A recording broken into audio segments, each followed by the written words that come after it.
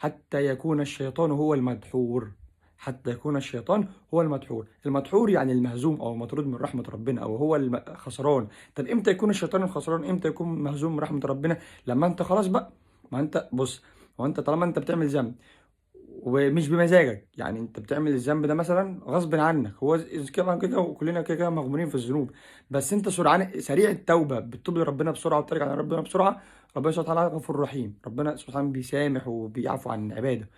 لان اصلا النبي صلى الله عليه وسلم قال لنا: والله لو لم تذنبوا، والله لو لم تذنبوا لذهب الله بكم ولجاء بقوم اخرون يذنبون فيستغفرون فيغفر لهم الله.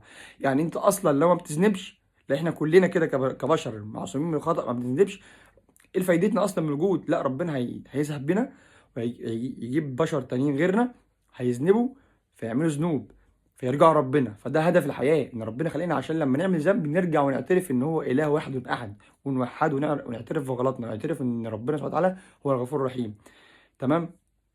فقال النبي صلى الله عليه وسلم: حتى يكون الشيطان هو المدحور. المدحور يعني المهزوم او المطرود من رحمة ربنا او الخسران. تمام. فانت دايما خليك سريع، خليك سريع التوبة. لان اصلا يعني ما من عبد مسلم الا وله ذنب يعتاده الفينة بعد الفينة. ما فيش من عبد مسلم سواء راجل او ست الا وليه ذنب بينه وبين نفسه. هو عارف ان كل مده بيرجع له، بيرجع يعمله تاني، وبيقول لك بعد ما يبيع الذنب ده